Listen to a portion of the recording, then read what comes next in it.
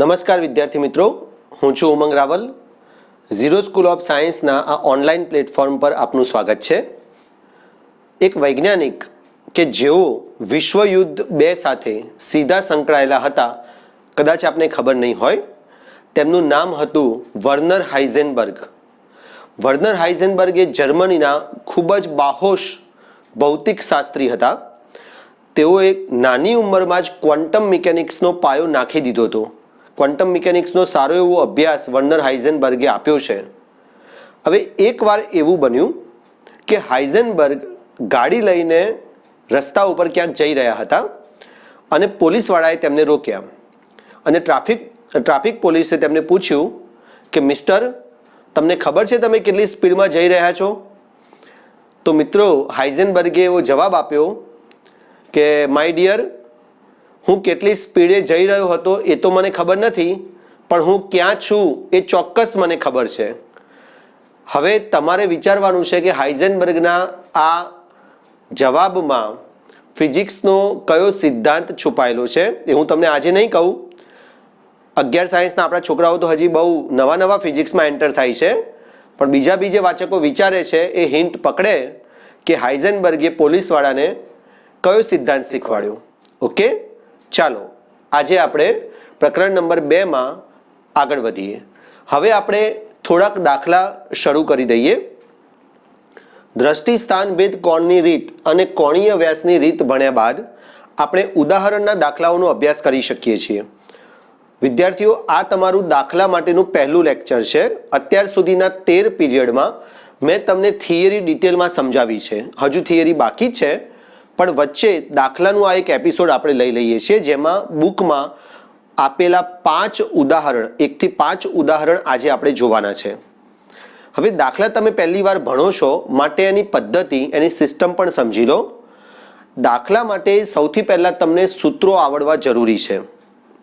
સૂત્રો તમારા જેટલા પાક્કા હશે એટલા દાખલામાં તમે ફટાફટ આગળ વધી શકશો. બીજો મુદ્દો છે કે એક એકમ પદ્ધતિને બીજી એકમ પદ્ધતિમાં ફેરવવા માટે પણ તમને પ્રેક્ટિસ હોવી જોઈએ. દાખલા તરીકે 100 સેન્ટીમીટર અંતર આપ્યું છે અને દાખલો MKS એકમ પદ્ધતિમાં તમે ગણો છો, તો તમારે 100 સેન્ટીમીટરના બદલે અંતર 1 મીટરમાં લખવું પડશે. એટલે શરૂઆતમાં જ તમારે બધા મૂલ્યો લખી અને એ મૂલ્યોને એક જ એકમ પદ્ધતિમાં ફેરવી દેવાના રહેશે. ત્યારબાદ દાખલો ગણતી વખતે તમારું પૂરેપૂરું કોન્સન્ટ્રેશન સૂત્ર અને તેની ગણતરીમાં હોવું જોઈએ. ઘણીવાર એવું થાય છે કે ગણતરી, આખો દાખલો સાચો હોય અને ગણતરીના અંતે છેલ્લા 2 સ્ટેપ પણ જો ખોટા હોય તો જવાબ ધારો કે 4 આવતો હોય તો એની જગ્યાએ 2 આવે છે, અને એનું એકમાત્ર કારણ હોય છે ઉતાવળ. ગણતરીમાં જો ભૂલ થાય અને તમારા માર્ક્સ કપાય છે તો એ છોકરાઓ બહુ જ ખરાબ બાબત કહેવાય, કારણ કે એના માટે કોઈ આપણે વિશેષ નોલેજની જરૂર નથી, ખાલી થોડીક ચીવટતાની જરૂર છે. એટલે ગણતરી આપણે કેલ્સીમાં કરીએ છીએ જ્યારે, ત્યારે એ ચીવટતા હોવી જોઈએ. અને મારો અનુભવ છે છેલ્લા 10 વર્ષનો કે ગણતરીમાં છોકરાઓના માર્ક્સ કપાય છે. તમે એમ માનતા હોય કે સૂત્ર યાદ આવી ગયું એટલે દાખલાના જવાબ સુધી પહોંચી જઈશું, એવું નથી. ગણતરીમાં છોકરાઓ ભૂલ કરતા જ હોય છે અને એમાં માર્ક્સ કપાય જ છે. ઘણીવાર એવું બને છે ચેકિંગ દરમિયાન કે માનો કે 3 માર્કનો દાખલો છે, તો 3 માર્કના દાખલામાં જવાબ સુધીના બધા સ્ટેપ સાચા હોય અને છેલ્લે 8 × 2 = 16 લખવાની જગ્યાએ તમે 8 લખીને આવી જાઓ તો પણ જવાબ ઉપર રાઉન્ડ કરી અને તમને 0 માર્ક્સ આપી શકે છે. એવા કિસ્સા છે. એવું ના માનતા કે દાખલાના તમને 2 માર્ક્સ મળશે. સાથે સાથે આપણા MCQની અંદર જ્યારે ગણતરી હોય, તમને ઓપ્શનમાં 8 આપ્યો હોય, 16 આપ્યા હોય, 24 આપ્યા હોય, 32 આપ્યા હોય, તમારી સામાન્ય ભૂલ તમને સાચા જવાબની જગ્યાએ 8 જવાબ લાઈન મૂકી દેશે અને એ બધા ઓપ્શન એ તમારી ભૂલના નજદીકના વિકલ્પ હોય છે. એટલા માટે ગણતરી ખૂબ જ ચીવટતાથી, શાંતિથી કરવાની હોય છે. ઓકે, એટલે ગણતરીમાં માર્ક્સ કપાય છે એ વાસ્તવિકતા છે, એટલે આપણે ધ્યાન રાખવાનું. બરાબર? ચાલો હવે આપણે પ્રકરણ નંબર 2 એકમ અને માપન, એમાં 14મો એપિસોડ કે જે આપણો વિશેષ દાખલા માટેનો છે એ શરૂ કરીએ. હવે એના માટે મારે રકમની જરૂર પડે છે. હવે જ્યારે ક્લાસરૂમ હોય છે તો મારી પદ્ધતિ આમ તો ક્લાસમાં એવી છે કે હું કોઈને કોઈ છોકરાઓ જોડે રકમ વંચાવડાવું છું અને બાદમાં એના મૂલ્યો બોર્ડમાં હું લખું છું અને પછી દાખલો હું ગણું છું. પણ અહીંયા કોઈ વિદ્યાર્થીઓ તો છે નહીં, તમે તો ઘરે છો, એટલે થોડીક સિસ્ટમ બી મારે ચેન્જ કરવી પડશે. એટલે હું રકમ બુકમાંથી વાંચીશ, એના મૂલ્યો હું લખીશ અને પછી આપણે દાખલો ગણીશું. બરાબર, ચાલો આગળ વધીએ. તો આપણો આજનો પહેલો જ ઉદાહરણ 2.1 એટલે કે પ્રકરણ 2 નો પહેલો ઉદાહરણ. હું તમને સ્વાધ્યાયના ઉદાહરણના બધા જ દાખલા ચલાવી દઈશ. એક દાખલા હું તમને બોર્ડમાં જ સમજાવી દઈશ, એટલે એની તમે જરાય ચિંતા ના કરતા. તમારે રકમ ફેરવીને જાતે પ્રેક્ટિસ કરવાની છૂટ અને કરવી જ જોઈએ.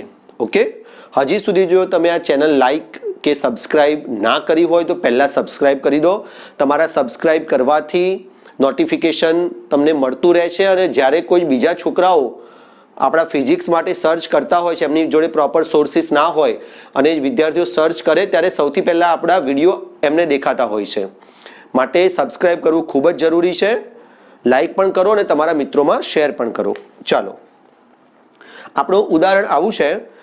નીચે આપેલા ખૂણાના મૂલ્યોને રેડિયન માપક્રમમાં શોધો. એમાં સૌથી પહેલો આપણને પ્રશ્ન પૂછ્યો છે 1 અંશ એટલે કે 1 ડિગ્રી. બીજો આપણને પ્રશ્ન પૂછ્યો છે 1 મિનિટ.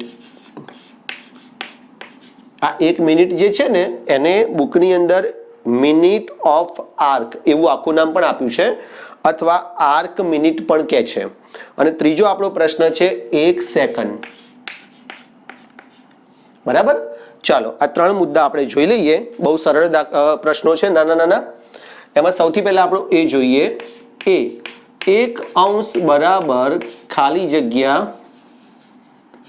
રેડિયન. હવે છોકરાઓ થોડુંક એકમ વર્તુળ યાદ કરી લો.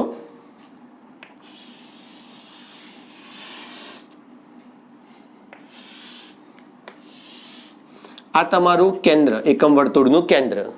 બરાબર, જનરલી આપણે આ લઈએ છીએ +x અક્ષ, આ લઈએ છીએ આપણે -x અક્ષ, આને લઈએ છીએ +y અક્ષ અને આને લઈએ છીએ -y અક્ષ. આ આપણું એકમ વર્તુળ છે. હવે અહીંયા ધારો કે તમે આ રેખા વિચારો, આ રેખાખંડ એક વિચારો લાઈન. તો આ લાઈને અત્યારે x અક્ષ સાથે બનાવેલો કોણ કેટલો? તો કે 0. એટલે આપણે લખી શકીએ કે કેસરી કલરની લાઈને x અક્ષ સાથે બનાવેલો કોણ 0 અંશ. પછી આ લાઈન ગતિ કરતી જ્યારે ઉપર જતી જાય ને, ધારો કે અહીં આટલે આવી, તો એણે x અક્ષ સાથે બનાવેલો કોણ કેટલો? તો આટલો કોણ થીટા. હજુ આ લાઈન ગતિ કરતી જ્યારે અહીં આવે તો આ કોણ કેટલો? તો કે આટલો. એક્ઝેક્ટ કાટખૂણો થાય છે, જુઓ. એટલે જ્યારે આપણે આ બિંદુ સરકાઈને અહીં લાવી દઈએ આ લાઈન, ત્યારે આ ખૂણો કેટલા અંશનો થાય એ તમને ખબર છે, 90 અંશનો. એટલે આપણે લખી શકીએ કે થીટા બરાબર 90 અંશ. હવે થોડીક ઝડપ કરીએ. પછી આ બિંદુને સરકાવતા અહીં લાવીએ એકમ વર્તુળ ઉપર આટલે. એટલે આ થઈ ગયું થીટા બરાબર 180 અંશ. આ 90 વત્તા બીજું 90 એટલે 180. પછી નીચે જઈએ, આ બિંદુને અહીં લાવીએ એટલે થીટા બરાબર 270 અંશ. અને પાછા ત્યાં જઈએ એટલે એક આખું વર્તુળ પૂરું થઈ ગયું, માટે થીટા બરાબર 360 અંશ. આમ તમે અહીંયાથી ચાલુ કરીને આખું એક એકમ વર્તુળ પૂરું કરીને પાછા આવ્યા એટલે કુલ કેટલું તમે ફર્યા રાઉન્ડમાં? 360 અંશ. એટલે બરાબર ધ્યાન રાખજો, અહીંયા હું લખું છું કે 360 અંશ. બરાબર, 360 અંશ, જેને આપણે ડિગ્રી પણ કહીએ છીએ. 360 ડિગ્રી. હવે આ કેટલું થાય? મેં બરાબરની ડાબી બાજુ નથી લખ્યું. તો આ જે અડધું અંતર છે ને આટલેથી લઈને આટલે સુધીનું, એ પાઈ થાય. 0 થી લઈને 180 એ તમારો પાઈ ખૂણો છે. પાઈ એટલે 3.14. અને તમે પાછું બીજું નીચે લઈ જાઓ એટલે આટલેથી લઈ અને પાછું ત્યાં લઈ જાઓ એટલે બીજું પાઈ થાય. એટલે ટોટલી એક રાઉન્ડ બરાબર 2 પાઈ રેડિયન લખાય રેડિયનમાં. અને મેં તમને કીધું કે રેડિયન એ ખૂણાનો એકમ છે. આપણે ભણી ગયા સમતલ કોણમાં કે સમતલ કોણનો એકમ શું થાય? રેડિયન. અને ઘનકોણનો એકમ થાય સ્ટીરેડિયન. એટલે આપણે રેડિયન અને ડિગ્રી અંશ વચ્ચેનો રિલેશન લખી દીધો. આપણે હવે એનાથી ઊંધું લખીએ, આ રીતે લખીએ. આ 360 ડાબી બાજુ લખીએ. 360 અંશ બરાબર 2π રેડિયન. આ યાદ રાખવાનું અને સરળ છે, તમે આમે જાણતા હશો. હવે આ 360 ને જમણી બાજુ છેદમાં લઈ જાવ એટલે અહીં વધે 1 અંશ, એટલે 1 અંશ બરાબર 2π ભાગ્યા 360 રેડિયન. માટે 1 અંશ બરાબર આ 2 અને 360 ઉડી જાય એટલે 180 વધે નીચે, ઉપર વધે પાઈ, એટલે પાઈ ભાગ્યા 180 રેડિયન. માટે 1 અંશ બરાબર પાઈ એટલે 3.14 ભાગ્યા 180 રેડિયન. બરાબર. ધીરે ધીરે જો આપણે સ્ટેપ જતું જાય છે. હવે જો આ જે દશાંશ ચિહ્ન છે ને એના પછી 2 આંકડા છે, 14 છે. એ દશાંશ ચિહ્નને હું નીચે લાવી દઉં તો કેટલા થાય બરાબર સમજો. આ પહેલો દાખલો છે એટલે આપણે સમય લઈને તમને સમજાવું છું. 1 અંશ બરાબર 314 ભાગ્યા 180 તો હતા જ, ગુણ્યા ઉપરથી આવ્યા 100. આ દશાંશ ચિહ્ન કાઢી નાખ્યું એટલે નીચે 100 આવી ગયા. હવે 100 ને 10 ની 2 ઘાત લખાય ભાઈ. 100 એટલે 10 ની 2 ઘાત લખાય. 10 ગુણ્યા 10, 10 2 વાર. હવે 10 ની 2 ઘાત જો છેદમાં હોય, તમે એને છેદના છેદમાંથી અંશમાં લઈ જાઓ ને એટલે 10 ની -2 ઘાત થઈ જાય. એટલે હું આવું લખી શકું, ગુણ્યા 10 ની -2 ઘાત. માટે 1 અંશ બરાબર હવે 314 ભાગ્યા 180 આપણે બુકમાં જોઈ લઈએ કેટલો આપણને આપ્યો છે. તમે કેલ્સીમાં ગણી નાખજો, જોડી જ રાખજો. 1.745 ગુણ્યા 10 ની -2 ઘાત રેડિયન. આ તમારો જવાબ.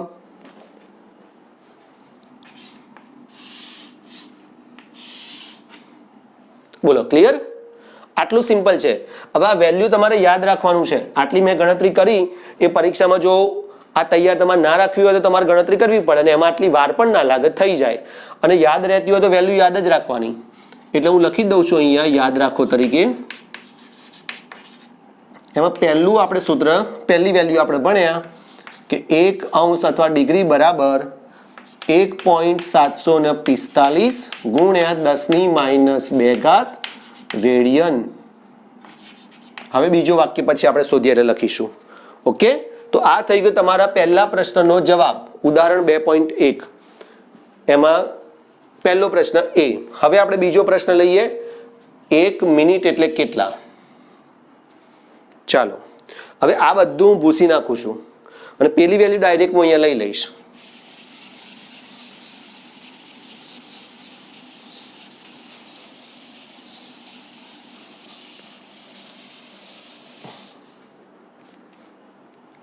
હવે તમે જાણો છો સવાલ નંબર બી, 1 મિનિટ બરાબર ખાલી જગ્યા રેડિયન.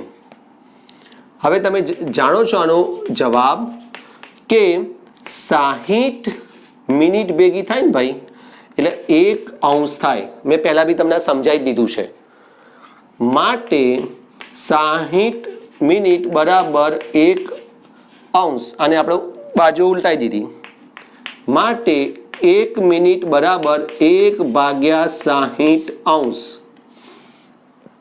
હવે આમાં આગળ લખું તો બરાબર 1 ભાગ્યા 60.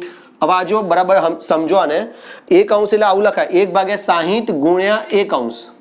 હું લખું એવું હોય તો ગુણ્યા 1 અંશ. આ બંને સરખા જ છે. હવે જે 1 અંશ છે ને ભાઈ, આ બીજા કલરથી લખું જો 1 અંશ. આ કેસરી કલરથી જે મેં લખ્યું ને અલગ પાડ્યું અને સમજવાનું, એ ત્યાં 1 નંબરમાં લખ્યું છે રેડિયનમાં એનું રિલેશન. એટલે એની જોડેનું રિલેશન હું આ રીતે લખીશ. માટે 1 મિનિટ બરાબર 1 ભાગ્યા 60 એમના એમ, અને ગુણ્યા 1 અંશ બરાબર વેલ્યુ બોલો ત્યાંથી 1.745 ગુણ્યા 10 ની -2 ઘાત. અને હવે અંશ મારથી ના લખાય, અંશનું ફેરવાઈ ગયું રેડિયનમાં એટલે RAD. અને હવે આપણો આ ફાઇનલ જવાબ આવ્યો કે 1 મિનિટ બરાબર, તમે કેલ્સીમાં ગણી નાખજો, હું આમાંથી લખી લઉં છું. 1 મિનિટ બરાબર 2.91 ગુણ્યા 10 ની -4 ઘાત રેડિયન. ઓકે, આ પણ આપણે યાદ રાખી શકીએ. હું તો જો કે આ બધા વેલ્યુ યાદ નથી રાખતો, સાચું તમને કહું તો આના મારી જોડે મને એવું બહુ જરૂર બી નથી પડતી. જ્યારે મારે જરૂર પડે છે ત્યારે હું આ 3 સ્ટેપ કરી નાખું છું અને મને પહેલું મેઇન સ્ટેપ હું યાદ રાખું છું. કયું? કે 360 ડિગ્રી બરાબર 2π રેડિયન થાય. એ મેઇન સ્ટેપ મને યાદ છે એટલે બાકીનું હું ગણી નાખું છું. પણ તમારા લોકોને તો કેવું છે, પરીક્ષામાં ઓછા ટાઈમમાં વધારે કામ કરવાનું હોય છે એટલે તમે યાદ રાખો બકા, એ જરૂરી છે. ઓકે. એમ તો આઈન્સ્ટાઈનનું તમને એક વાક્ય કહું. એકવાર એવું બન્યું કે આલ્બર્ટ આઈન્સ્ટાઈને એક પત્રકારે એવું પૂછ્યું કે પ્રકાશની સ્પીડ શું થાય. હવે જાણે તમે રેલવેના કોઈ એન્જિનિયરને એવું પૂછી લો કે ભાઈ આ રેલવેમાં કામ કરતા કોઈ કર્મચારીને એવું પૂછી લો કે અત્યારે હેરિટેજ ટ્રેન ભારતમાં કેટલી જગ્યાએ ચાલે છે, તો એ એના મોઢે જ હોય. એવી રીતે આઈન્સ્ટાઈને તમે એવું પૂછી લીધું કે ભાઈ પ્રકાશની સ્પીડ કેટલી. પ્રકાશમાં તો આઈન્સ્ટાઈને કેટલું બધું કામ કર્યું છે. E બરાબર mc² સૂત્ર જે એમણે જે આપ્યું, સ્પેશિયલ થિયરી ઓફ રિલેટિવિટી, એ આખી રિલેટિવિટી પ્રકાશની ઇર્દ ગિર્દ છે કે પ્રકાશ એ નિરપેક્ષ છે, બાકી બધું એની સાપેક્ષે સાપેક્ષ છે. એવું આઈન્સ્ટાઈન કહી ગયા. તો બી પ્રકાશની સ્પીડ કેટલી, એ પ્રશ્નનો જવાબ આઈન્સ્ટાઈને શું આપ્યો સાંભળો. આઈન્સ્ટાઈને એવું કીધું કે હું કોઈ આંકડા યાદ રાખતો નથી. આવા આંકડા તમને યુનિવર્સિટીના પુસ્તકોમાં રેડીલી અવેલેબલ મળી જશે. અને ખરેખર વાત સાચી હતી. આંકડા માહિતી એ તમે યાદ રાખો તો સારી બાબત છે, ના રહે તો પણ કેવું છે કે આ રીતે બનાવી બી શકાય. પણ મુખ્ય બાબત જરૂરિયાત છે સમજણ. તમને કોન્સેપ્ટ ખબર હોવી જોઈએ, રીત ખબર હોવી જોઈએ, તમને નવા નવા વિચાર આવતા હોવા જોઈએ, પ્રોબ્લેમ સોલ્વિંગ સ્કિલ હોવી જોઈએ. એ મુખ્ય બાબત છે. પણ જો કે આપણે અહીંયા પરીક્ષા આપવાની છે 12 સાયન્સની, એટલે આપણે યાદ રાખવું પણ જરૂરી છે છોકરાઓ. ઓકે. એટલે હું ભલે મારા ટચમાં ના હોય એને યાદ ના રાખું, પણ તમને યાદ હોવું જરૂરી છે. 5-5 વાર લખી લેજો, 10-10 વખત લખી કાઢજો એટલે યાદ રહી જશે. એટલે આપણું 1 મિનિટ બરાબર 2.91 ગુણ્યા 10⁻⁴ રેડિયન. આ આપણો બીજો જવાબ. ચાલો હવે આપણે લઈએ ત્રીજો પ્રશ્ન. એ અહીંયા જ લઈ લઉં છું, પતી જશે આટલામાં. સી 1 સેકન્ડ. હવે આ તમને આવડવું જોઈએ બકા. 1 સેકન્ડ બરાબર ખાલી જગ્યા રેડિયન. તો આપણે જાણીએ છીએ કે 1 મિનિટ બરાબર 60 સેકન્ડ. બાજુ ઉલટાઈ દો. માટે 60 સેકન્ડ બરાબર 1 મિનિટ. માટે 1 સેકન્ડ બરાબર 1/60 મિનિટ. જો આવું પદાઈ ગયું. બરાબર. ચાલો હવે આમાં આગળ વધુ. માટે 1/60 ગુણ્યા 1 મિનિટ બરાબર કેટલા રેડિયન? એ આ રહ્યા 2 નંબરમાં 2.91 ગુણ્યા 10⁻⁴. આવું છોડી દો તો એ ના ચાલે. અહીં તમારે સેકન્ડ છે તો સામે એક એકમ જોઈએ જ. 10⁻⁴ રેડિયન. માટે 1 સેકન્ડ બરાબર, કેલ્સીમાં ગણી કાઢજો. એનો જવાબ તમને આપ્યો છે 4.85. લગભગ નજીકનું મૂલ્ય લીધું છે.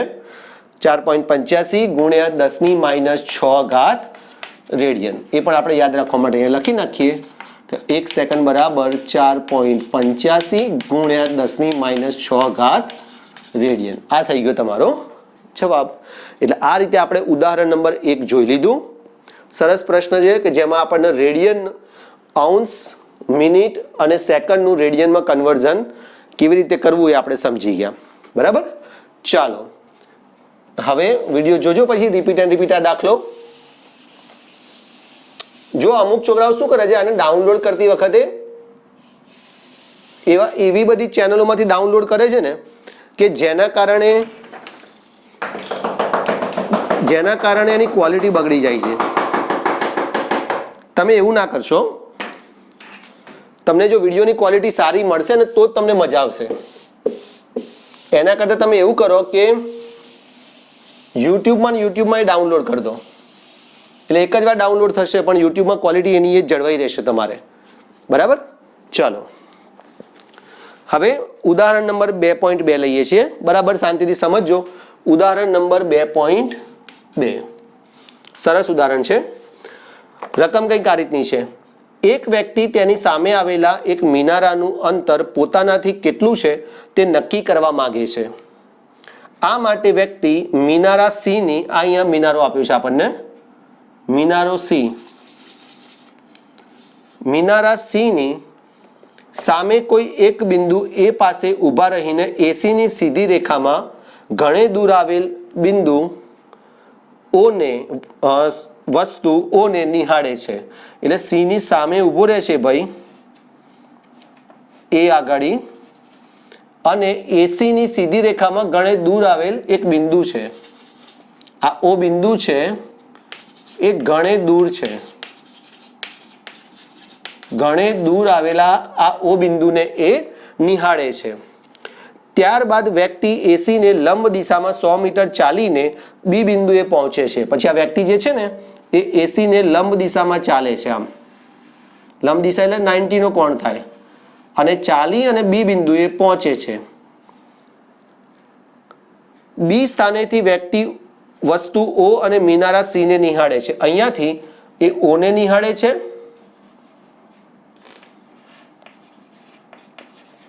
ઓને નિહાળે છે અને સી ને નિહાળે છે. વસ્તુઓ ઘણે જ દૂર હોવાથી વ્યવહારિક રીતે અવલોકન દિશા બી ઓ અને એ ઓ એકરૂપ બને છે. આ બી થી ઓ અને એ થી ઓ એ બંને એકરૂપ બને છે, એટલે લગભગ સરખી બને છે. કેમ? કારણ કે ઓ બિંદુ ઘણે દૂર છે, અને ઘણે દૂર હોય ને ત્યારે આવા ત્રાંસા જે ત્રુટીઓ આવે ત્રાંસા અંતરોમાં એ અવગણી શકાય. એટલે લગભગ બંને સરખા અંતરો લેવાય, બી થી ઓ અને એ થી ઓ. બરાબર? ચાલો. પરંતુ તે નોંધે છે કે સી ની સીધી દ્રષ્ટિ રેખા મૂળ દ્રષ્ટિ રેખાથી થીટા બરાબર 40° જેટલી ખસી છે. હવે સી ની જે મૂળ દ્રષ્ટિ રેખા હતી ને એસી, એ હવે 40° જેટલી ખસી ગઈ છે. આ દિશામાં જ્યારે દ્રષ્ટિ કરે છે બી થી લઈને ઓ દિશામાં, ત્યારે એ મૂળ દ્રષ્ટિ રેખા એસી સાથે 40° કોણે ખસી ગઈ છે. એટલે મને ઉદાહરણ નંબર 2.2 માં પહેલી માહિતી મળી, થીટા બરાબર 40°.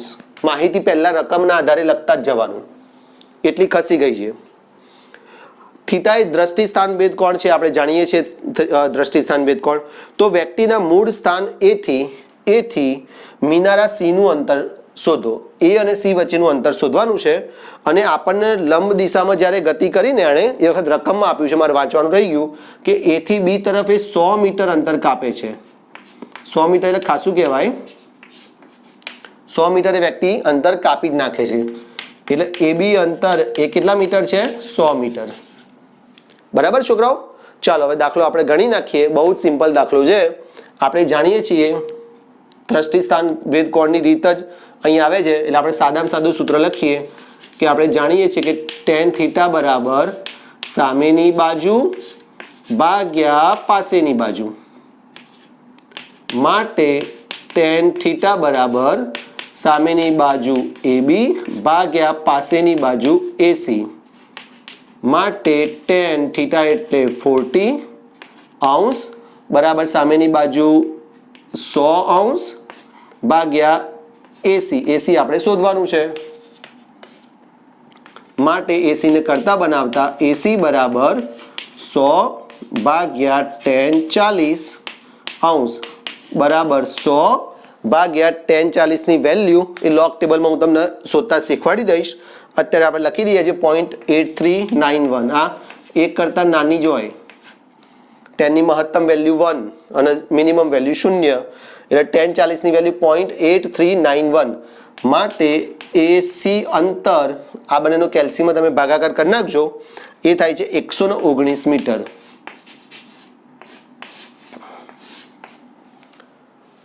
આ સૂત્ર નથી એટલે હું ત્યાં નથી લખતો. બરાબર? દ્રષ્ટિ સ્થાન ભેદ કોણનું પણ સૂત્ર આવે એટલે લખીશ. એટલે આ A થી C સુધીનું અંતર તમે શોધી નાખ્યું 119 મીટર.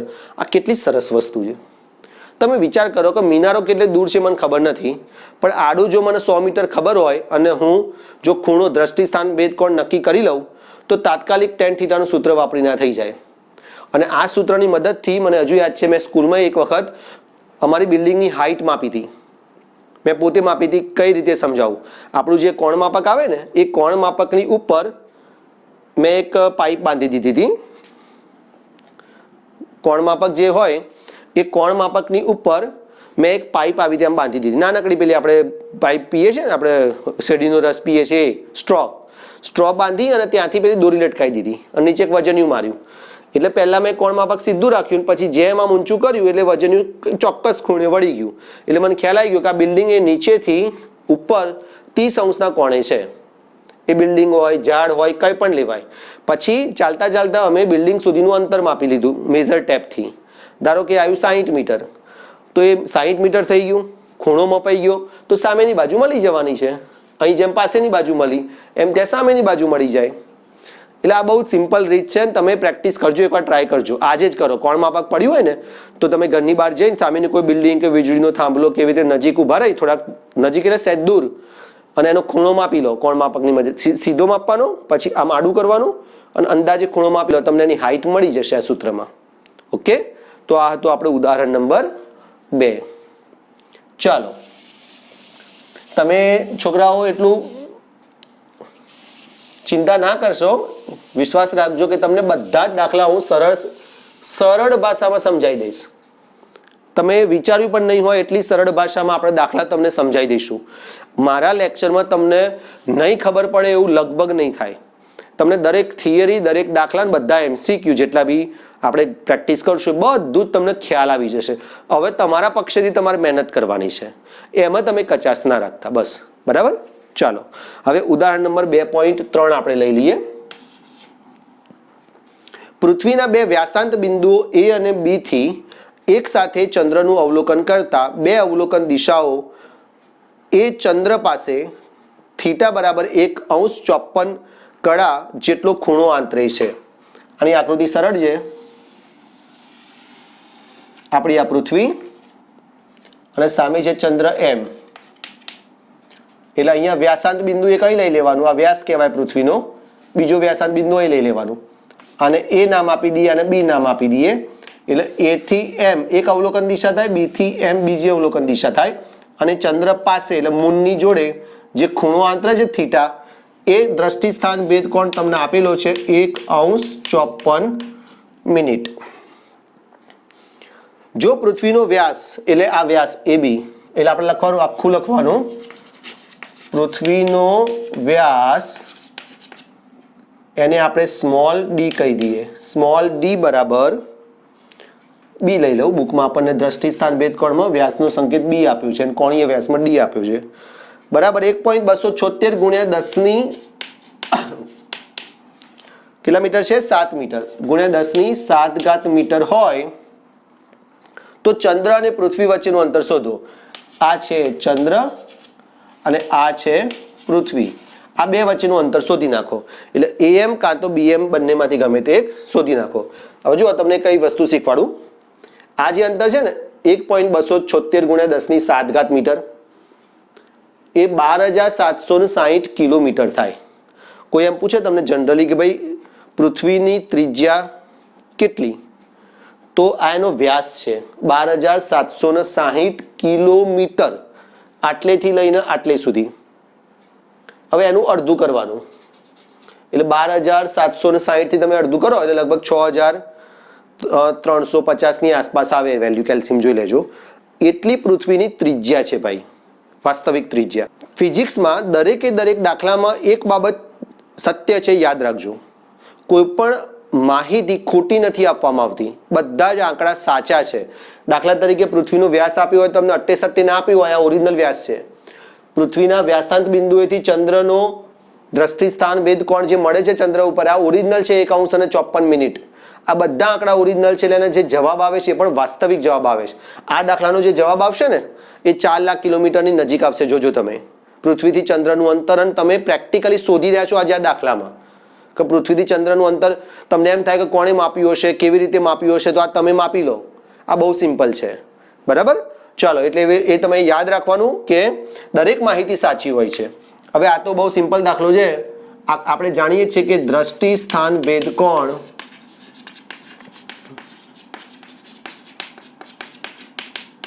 થીટા બરાબર સામેની બાજુ ભાગ્યા પાસેની બાજુ. tan થીટા ઉપરથી પણ લઈ શકાય, થીટા નાનો હોય એ વખતે.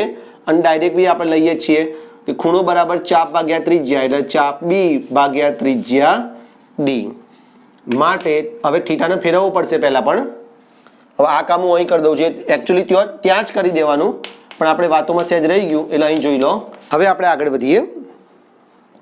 તો આ 60° અને 60 મિનિટ અને 54 મિનિટ એ કેટલો થાય?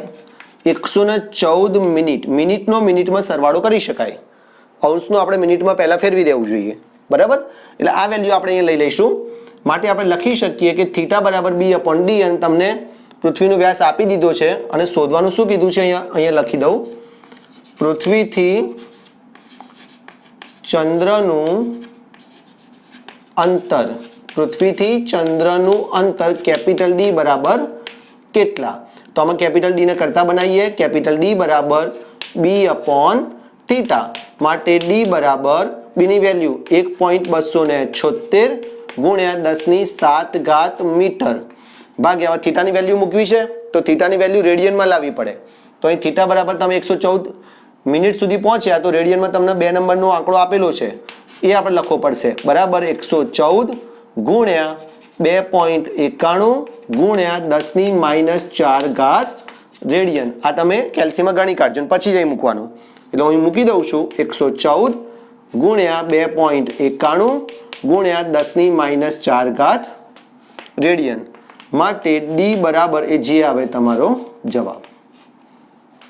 બુકમાંથી તમને જવાબ કહું તો D ની વેલ્યુ તમને આપી છે 3.84 ગુણ્યા 10⁸ મીટર. બોલો, હમણાં મેં તમને કીધું ને 4 લાખની નજીકમાં આવશે. જો કેટલો આવ્યો? 3,84,000 કિલોમીટર જવાબ આવ્યો.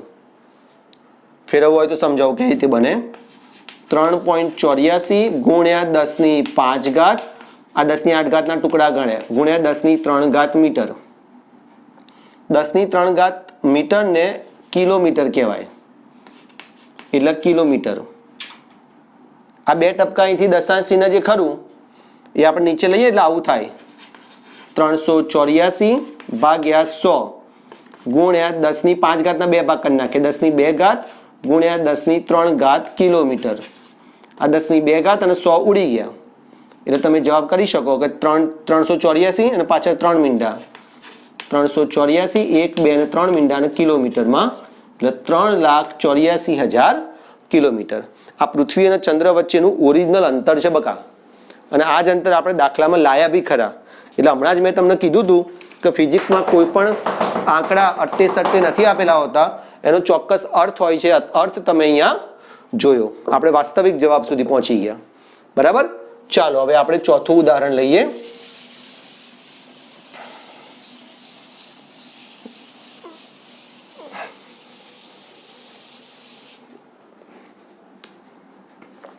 ઉદાહરણ નંબર 4 પણ નાનું જ છે. સૂર્યનો કોણીય વ્યાસ આલ્ફા 1920 સેકન્ડ છે. આ પણ ઓરિજિનલ વેલ્યુ છે. આ દાખલો, બંને દાખલા ઉદાહરણ 3 અને 4 એ જૂની ચોપડીમાં હતા જ. આલ્ફાના નામ આપવું હોય તો આપણે ખબર જ છે, કોણીય વ્યાસ બુકમાં પણ એ જ રીતે આપ્યું છે. સૂર્યનો કોણીય વ્યાસ 1920 સેકન્ડ છે. સૂર્ય અને પૃથ્વી વચ્ચેનું અંતર D, બોલો કેટલું હશે? કાલે મેં કીધું હતું 1.496 ગુણ્યા 10⁻10 મીટર 11 મીટર છે. સૂર્ય અને પૃથ્વી વચ્ચેનું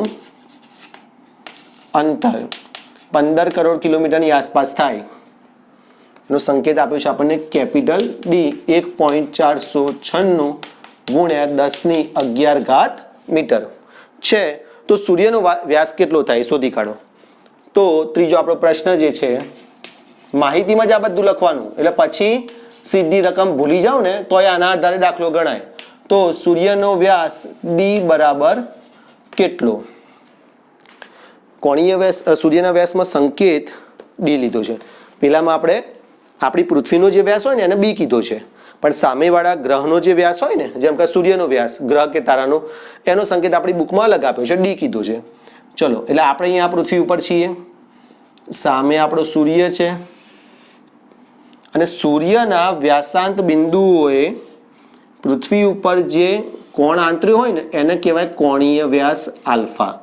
આપણી આ અર્થ છે અને આ પ્લાનેટ S છે, સોરી સન S છે, સૂર્ય.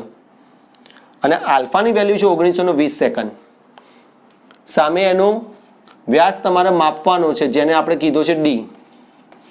અને સૂર્યથી પૃથ્વી વચ્ચેનું અંતર આપ્યું છે 1.496 ગુણ્યા 11 ઘાત મીટર. તો આ હમણાં આપણે ભણી જ ગયા એટલે ટાઈમ ના બગાડાય. આ સરળ છે. આગળ વધવું પડે.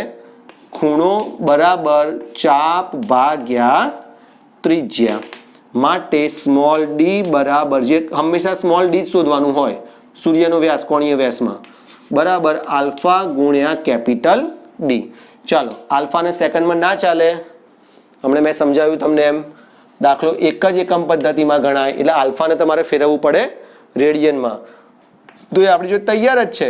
1920 ગુણ્યા 1 સેકન્ડ બરાબર 4.85 ગુણ્યા 10⁻6 ઘાત રેડિયન મૂકી દઈએ.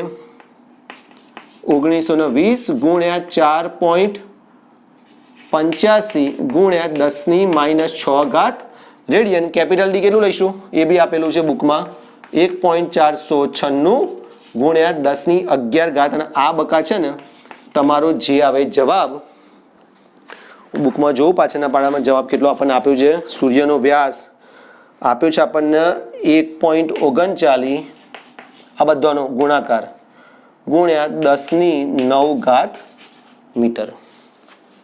હવે જુઓ,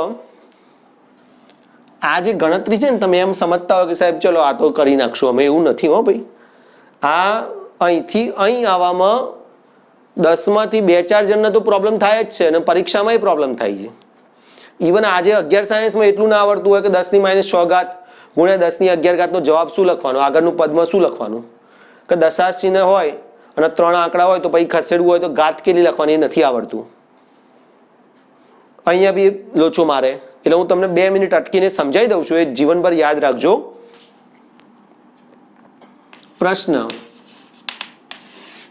2 મુદ્દા જે આપણે જરૂર પડી એ સમજાવું કે 10ની ધારો કે 4 ઘાત છે ગુણ્યા 10ની 2 ઘાત છે, તો આનો જવાબ કેટલો થાય? તો જ્યારે આધાર સરખા હોય ત્યારે ઘાતાંકોનો બકા સરવાળો થાય, યાદ રાખવાનું. એટલે ઉપર આ રીતે આવે 10⁻4 + 2 બરાબર 10�6 ઘાત. ચાલો હવે અહીં લઈએ. ધારો કે 10�6 ઘાત ગુણ્યા 10⁻11 ઘાત, તો એનો શું જવાબ થાય? બીજો પ્રશ્ન 10⁻6 ઘાત ગુણ્યા 10⁻11 ઘાત. તો હમણાં મેં કીધું એમ આધાર સરખા હોય એટલે ઘાતાંકોનો સરવાળો જ કરવાનો. એટલે 10⁻6 + 11 બરાબર 10⁻5 ઘાત. 11 રૂપિયામાંથી 6 રૂપિયા ઓછા થઈ ગયા એટલે 10⁻5 ઘાત એનો જવાબ. હવે બીજો પ્રશ્ન તમને કહું, ધારો કે આ છે 4.85 અને મારે 485 લખવા છે તો એક ત્રીજો પ્રશ્ન યાદ રાખો. પ્રશ્ન 4.85 હોય ને એને તમારે 485 અને ગુણ્યા 10ની ઘાતના સ્વરૂપમાં લખવું હોય તો આ રીતે લખાય. આ તમે 485માં દશાંશ ચિહ્ન પછી 2 આંકડા છે, પછીના શૂન્ય હોય પણ એ નહીં લેવાના, 2 આંકડા છે 8 અને 5, અને તમે 2 આંકડા દૂર દશાંશ ચિહ્ન ખસેડો છો. એટલે ઓરિજિનલમાં તમે આવું કરો છો, આ દશાંશ ચિહ્નને અહીં લાવો છો, અહીંયાથી અહીંયા, એટલે પછી દશાંશ ચિહ્ન આવે અને 0 હોય પણ આ આપણે લખતા નથી હોતા, એટલે તમે 2 સ્થાન જમણી બાજુ ખસ્યા તો ગુણ્યા 10⁻2 ઘાત કરવાનું. હવે એનો આ રીતનો નિયમ એટલે આપણે યાદ રાખીએ છીએ જરૂર એટલે જો તમે દશાંશ ચિહ્ન જમણી બાજુ ખસેડો, એટલે જમણી બાજુ, તો 10ની ઘાત ઋણ લખવાની. હું 2 સ્થાન જમણી બાજુ ખસ્યો તો મેં 10⁻2 ઘાત લખી કાઢી. બીજું એક્ઝામ્પલ આપું, ધારો કે આપણો આંકડો છે 1.496. 1.496 તો એને આ રીતે લખાય 1496. બોલો શું લખશું? 3 આંકડા જમણી બાજુ ખસવાના તો 10⁻3 ઘાત, 1, 2 અને 3. એ રીતે બીજો પ્રશ્ન, ધારો કે ડાબી બાજુ ખસવાનું થાય, ધારો કે આવું છે 1496 આપ્યું છે અને તમારે એને 1.496 લખવું છે તો આમાં તમારે શું થયું કે તમે અહીં ટપકું પોઈન્ટ કરીને 0 હતો એટલે એ દશાંશને તમે 1, 2 અને 3 સ્થાન ડાબી બાજુ આવ્યા. એટલે જ્યારે આવું થાય ને ત્યારે યાદ રાખવાનું એટલે ડાબી બાજુ ખસો તો ઘાત ધન લખવી. એટલે અહીંયા 10ની કેટલી ઘાત, પહેલા ધન લખશું તો ફિક્સ થઈ ગયું કારણ કે આપણે ડાબી બાજુ ખસ્યા, અને ઘાત આવશે ધન અને કેટલા સ્થાન ખસ્યા 1 2 3 એટલે 10 પ્લસ 3 ઘાત. રેડી? એટલે આ 4 મુદ્દા અલગથી પ્રેક્ટિસ પર પ્રેક્ટિસ કરો એટલે તમને આવી ગણતરીઓમાં આપણું કોન્ફિડન્સ ડાઉન ના થાય અને જવાબ જે આવે આપણે એવું કહેવાનું જે આવે મને આવડત છે હું પછી કરી નાખીશ, પણ આટલી પ્રેક્ટિસ હોવી જરૂરી છે બકા. બરાબર? જેમ જેમ દાખલા વચ્ચે આવતું જશે આવું હું તમને સમજાવતો જઈશ. ચલો હવે આપણે આગળ વધી જઈએ. ઉદાહરણ નંબર 2.5 આજનું છેલ્લું ઉદાહરણ, પછી આપણે પાછી થિયરી લેવી પડશે. આ રાખું છું, જોઈ લેજો. ચલો ઉદાહરણ નંબર 2.5 માહિતી જેવું જ ઉદાહરણ છે. જો ન્યુક્લિયસનું પરિમાણ જે 10⁻15 મીટરથી 10⁻14 મીટર સુધીનું હોય છે